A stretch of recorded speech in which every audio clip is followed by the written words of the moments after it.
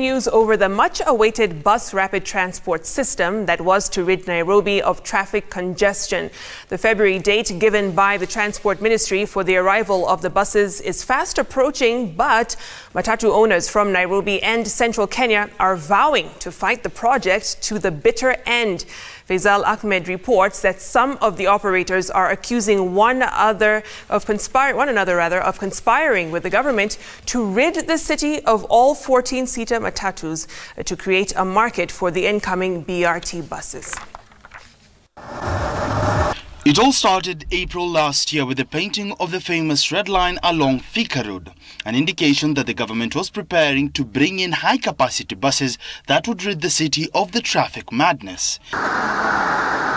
After this, the government stated that it would bring in high-capacity buses that would have dedicated lanes into the CBD with a scheduled launch date of 12th December 2018.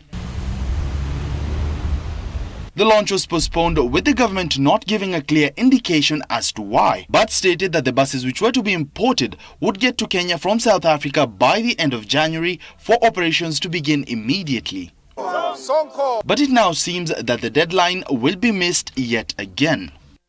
A faction of matatu operators have claimed that some of their members have been given a stake in the BRT buses, sparkling confrontations with some of the members. Number one, the allegation of the bribe. This is chasing wild goose, knowing very well hakuna kitu kama hiyo. According to the Kenya Bus Service Managing Director Edwin Mukabana, Nairobi is not yet ready for the system. The government has tried. I know the government is looking at trying to do bus rapid transit, which is another area that they are saying they want to put in. But the current transport system is predicated on technology and new innovations. They are thinking of sorting out the externalities that I told you of accidents, pollution, and congestion, and cartelism at the same time, driving towards the one direction. What I see is still a lot of confusion.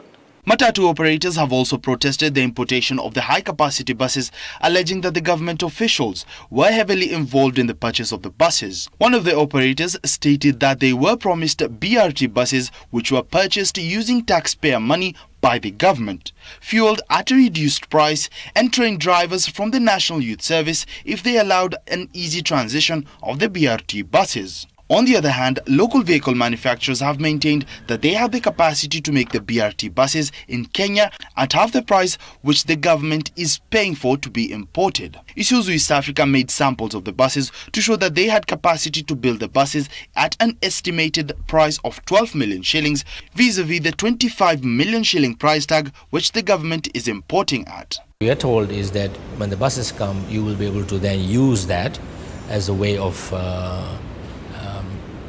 preparing a solution locally born. We'll wait and see. We'll see what the minister proposes. But really, if we get a spec, our manufacturers are quite sharp enough to come back with a solution and say, look, this is what we can do. The problem that we are always going to find is affordability. Have they thought about affordability?